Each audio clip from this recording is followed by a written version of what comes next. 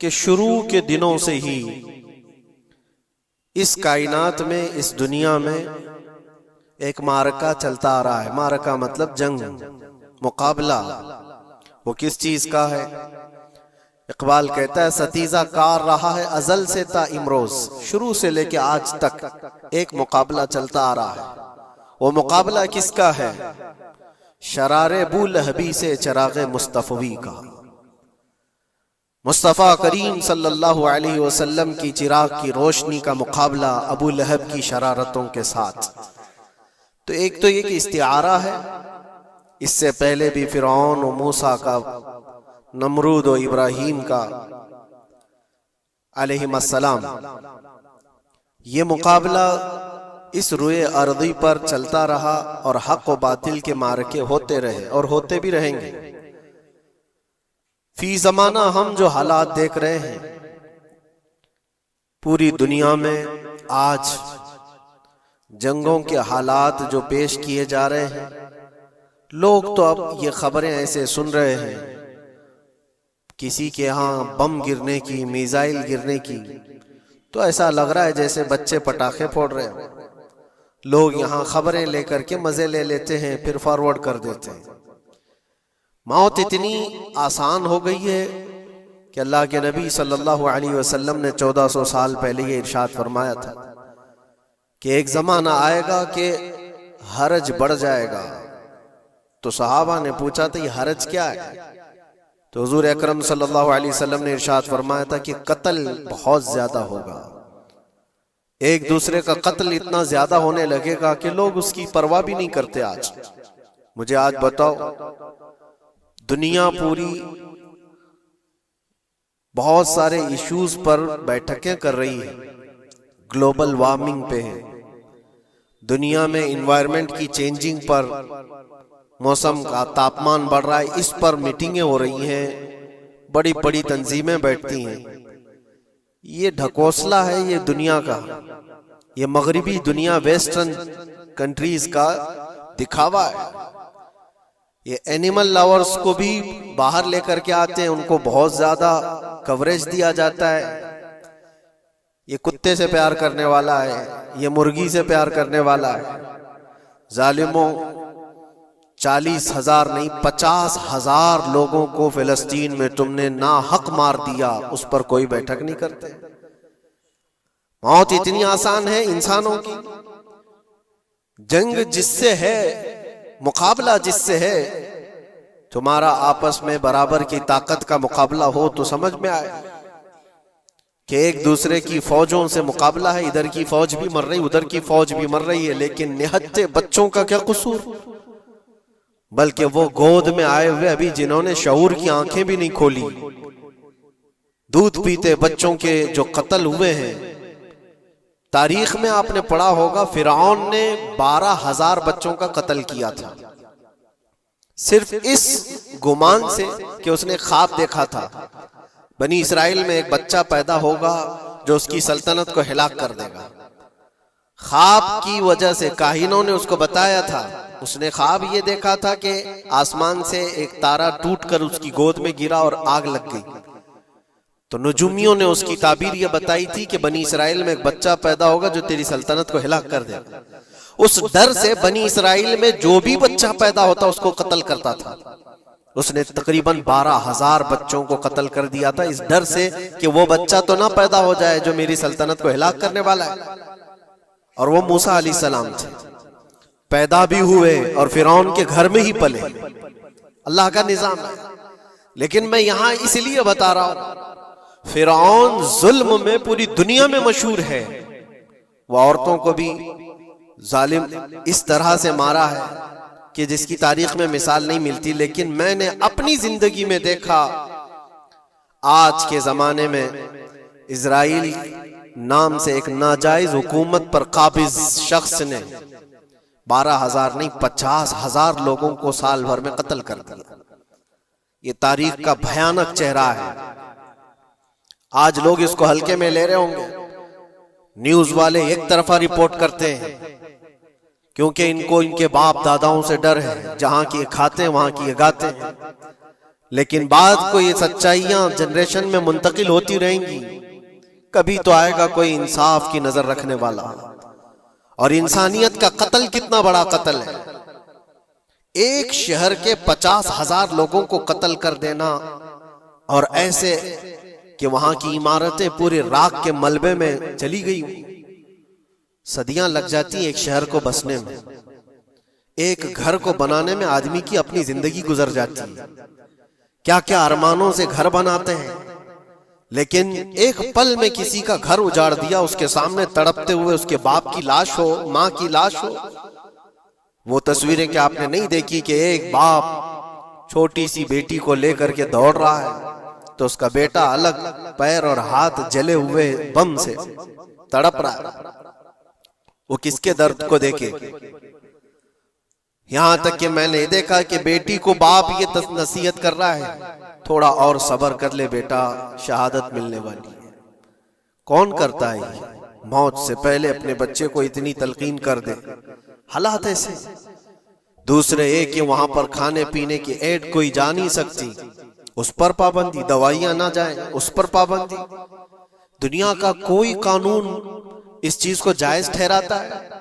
مجھے بتاؤ، آتنکواد کا راگ الاپنے والے ان باتوں کو کیا کہیں گے؟ انسانیت اگر کہیں ہے تو اس کا تصور تو کرو. کسی کے فنڈامنٹل رائٹس ہوتے ہیں، بیسک رائٹس ہوتے ہیں. کھانا پینا یہ اس کا انسانی حق ہے. دشمنی تم سے جن کی ہے ان کے ساتھ مقابلہ کرو، عام شہریوں کے ساتھ نہیں. مخبر صادق رسول اکرم صلی اللہ تعالی علیہ وسلم کی تعلیمات دیکھو. جہاد کو لے کر جو پروپیگنڈا تم پھیلاتے ہو اور ہر چیز کو جہاد کا لفظ دے کر کے ایک ایسا نیریٹو کریٹ کرتے ہو کہ لوگوں کے دماغ میں ایک پروپیگنڈا پھیل جائے. آؤ میں سناتا ہوں رسول پاک صلی اللہ تعالی علیہ وسلم جب صحابہ جہاد میں جاتے تو ان کو کن باتوں کی تلقین کرتے تھے.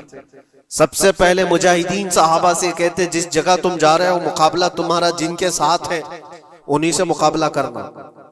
جو تمہارے خلاف تلوار اٹھائے اس کے خلاف تم تلوار اٹھاؤ. اور راستوں پر بیٹھے ہوئے بوڑھوں کو ہاتھ نہ لگانا. کسی عورت کے ساتھ چھیڑ چھاڑ نہ ہو. حاملہ عورتیں اگر قید میں آ جائیں تو انہیں چھوڑ دینا. یہ حضور پاک صلی اللہ علیہ وسلم کی تعلیمات ہیں. حتیٰ کہ رسول کریم صلی اللہ علیہ وسلم نے فرمایا جس شہر میں تمہارا غلبہ ہو جائے، تم غالب آ گئے وہاں کی فوج پر، تو وہاں کے رہنے والوں کے بچوں کو نہ ظلم کرنا، ان کو نہ پکڑنا.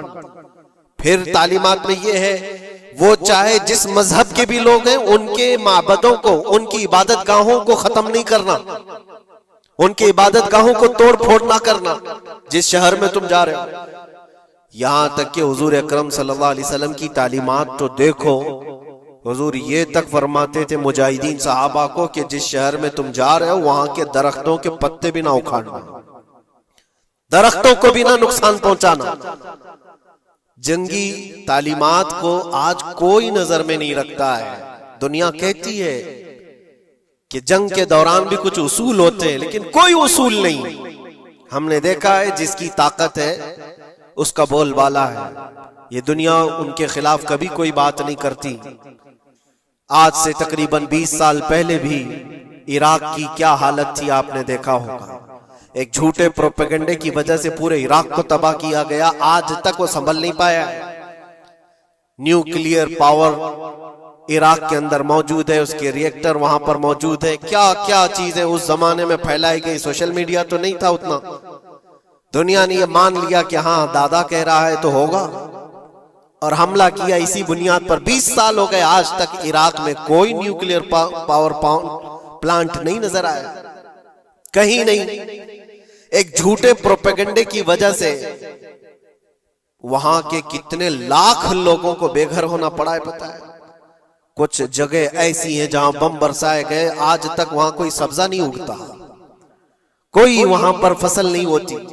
میں نے خود اپنی آنکھوں سے دیکھا ایک نیا میدان جس پہ لوگ فٹ بال کھیلتے تھے، چند سالوں کے بعد دیکھو تو پورا میدان قبروں سے بھرا ہوا ہے. قبریں ہیں وہاں پر، پوری قبریں. لوگوں کو جنازہ اٹھانے کے لیے لوگ نہیں ملتے. موت اتنی عام کر دی گئی تھی. ان باتوں کو کوئی کہتا ہے؟ آپ نے سنا کبھی ابو غریب جیل کے متعلق؟ قیدیوں کے ساتھ جو وحشیانہ سلوک کیا ان گوروں نے، اللہ کی پناہ، بہت سخت قسم کے، دنیا میں بدنام زمانہ جیل اس کو کہا جاتا ہے۔ ہر طرح کی وہاں پر قیدیوں کے ساتھ آزمائشیں ہوئی، ہر طرح کی، ان پر کتے چھوڑ دینا، ان کی شرمگاہیں کاٹنا، ان پر پیشاب کرنا، ہر چیز جو انسانیت سوز ہے، انسانیت کو جلا دینے والی، یہ ساری حرکتیں کی گئی۔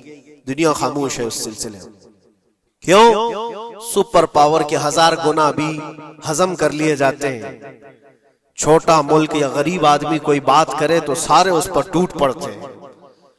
آج میں ایک چیز آپ کو بتانا چاہ رہا ہوں کہ یہ کوئی نئی چیز نہیں ہے جو ہو رہی ہے آج دنیا میں، یہ پھیلنے والی ہے اور قیامت کے قریب ہم آ چکے ہیں۔ ہو سکتا ہے دنیا پوری جنگوں کے لپیٹ میں ہو، جو رسول پاک صلی اللہ علیہ وسلم نے ارشاد فرمایا قتل اتنا بڑھ جائے گا کہ 100 لوگ ہوں تو 99 مر جائیں گے، ایک بچ جائے گا۔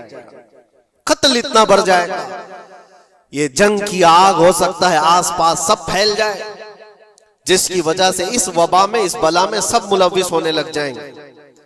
اور ایک بات یہ بھی یاد رکھو، چاہے جیسی بھی حکومت ہو، تاریخ پوری اٹھا کر کے دیکھنا، ظلم کے بعد جو غرور و تکبر میں آ کر فرعون بننے کی کوشش کرتا ہے، اس کا انجام اللہ تعالیٰ بہت بھیانک فرماتا ہے، بہت بھیانک انجام ہوتا ہے۔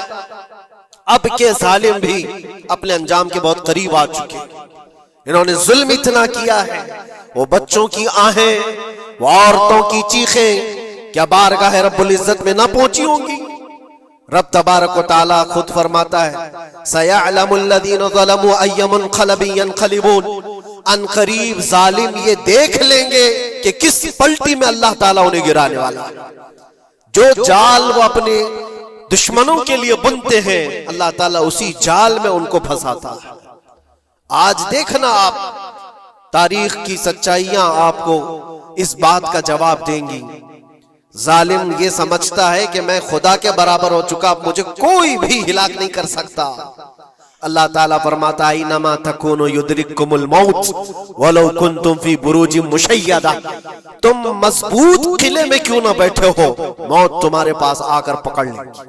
اور رب تبارک و تعالیٰ کے لیے کوئی چیز ناممکن ہے۔ لوگ آج ہوا بناتے ہیں کہ ایئر ڈیفنس سسٹم اتنا بڑا ہے کوئی کچھ نہیں کر سکتا، ایک چھوٹے سے پدے سے ایک ناجائز کنٹری کو محفوظ دکھانے کے لیے دنیا پتہ نہیں کیا کیا باتیں وائرل کرتی ہے۔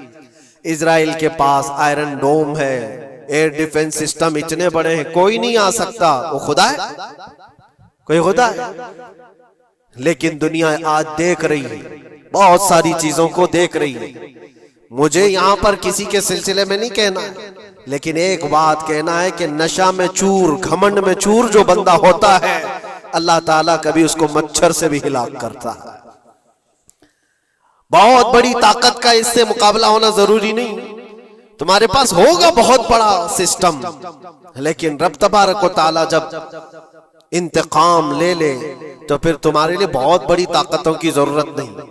آپ کو میں تاریخ بتاؤں، عراق میں نمرود ایک زمانے میں اس طرح کی حرکت کیا تھا کہ اس نے بہت بڑی عمارت بنائی تھی، اور اس کے مطابق بات یہ تھی کہ وہ 1000 لوگوں سے تنہا لڑ سکتا تھا، اتنی اس کی طاقت تھی۔ شیر سے خود مقابلہ کرتا تھا، کبھی ڈرتا نہیں تھا۔ نمرود کی طاقت مشہور تھی اس زمانے میں، اور سارے لوگ اس کی طاقت کا لوہا مانتے تھے، حتیٰ کہ وہ کبھی اپنی زندگی میں بیمار نہیں ہوا تھا۔ آدمی جب بیمار نہیں ہوتا تو اس کا غرور بڑھ جاتا ہے، سوچتا ہے مجھے کچھ ہو نہیں سکتا۔ نمرود نے اس کے بعد یہ دیکھا ساری دنیا میرے قبضے میں ہے، طاقت و دولت کے ذخیرے سب اس کے پاس سے، لیکن ایک چیز نہیں تھی، موت پر کنٹرول۔ اس کو کیسے کیا جائے کنٹرول؟ یعنی مرنے سے بچ تو نہیں پائے گا، یہ کنٹرولنگ پاور بھی ہمارے پاس ہونا چاہیے۔ اس نے ایک بہت بڑی عمارت بنائی، کہا کہ خدا آسمانوں میں ہوتا ہے، ہم اتنی بڑی عمارت بنائیں گے کہ ان عمارتوں پر چڑھ کر خدا کو للکاریں گے، آجا میں مقابلہ کرتا ہوں۔ اور مقابلہ کر کے میں خدا کو گرا دوں گا کسی بھی طرح سے. اگر مجھ سے نہ ہو سکے تو پوری فوج کو تیار کروں گا. خدا سے لڑائی لڑ کر کے ایک بار وہ موت اور حیات کا پاور اپنے ہاتھ میں لے لیں گے, پھر ہم کو جب تک چاہے جینا ہے. کہاں کی خام خیالی. لیکن اس نے بنایا, پوری دنیا بھر سے لوگوں کو جمع کیا, سب کی زبان ایک بنایا, سب کی کرنسی ایک بنایا, ساری اس پوری دنیا کے لوگ اس کی فوج میں. سب کو یہ باور کرانا شروع کیا کہ ہماری لڑائی ہے دنیا سے نہیں, ہماری لڑائی کریٹر سے, خالق سے. ہم اس سے پاور چھین لیں گے ایک بار, اور پھر اپنے ہاتھ میں موت و حیات کا کنٹرول رکھیں گے. جس کو جتنی لمبی عمر چاہیے میں دوں گا, جس کو جب تک جینا ہے میں دوں گا. ازل سے لے کر ابد تک یہ سارے خیالات اس کے تھے, اور اس نے جمع کیا, عمارت بھی بنایا, فوج بھی تیار کیا. کیا رب تبارک و تعالیٰ یہ نہیں دیکھ رہا تھا اس کی تیاری, اس کا جمع کرنا, اس کی عمارت بنانا؟ بہت دنوں تک یہ سب کام چلتا رہا. رب تبارک و تعالیٰ کسی سے غافل نہیں, دلوں میں گزرنے والے حالات سے بھی بے خبر نہیں, لیکن بندے کو رب تبارک و تعالیٰ ڈھیل دیتا ہے. قرآن میں رب تعالیٰ فرماتا ہے وَلَا يَحْسَبَنَّ الَّذِينَ كَفَرُوا أَنَّمَا نُمْلِي لَهُمْ خَيْرٌ لِأَنفُسِهِمْ إِنَّمَا نُمْلِي لَهُمْ لِيَزْدَادُوا إِثْمًا. کافر جو ان کو ڈھیل ملی ہے یہ نہ سمجھیں کہ ہم نے جو ان کو چھوڑ رکھا ہے ان کے لیے بہتر ہے, بلکہ اس لیے ہم چھوڑ رکھیں کہ وہ اور زیادہ کریں, اور زیادہ کریں. لیزدادوا اثما ولہم عذاب مہین, پھر ہم ذلت والا عذاب انہیں دینے والے ہیں. یہ مت سمجھ لو کہ رب تبارک و تعالیٰ ان سب چیزوں سے بے خبر ہے.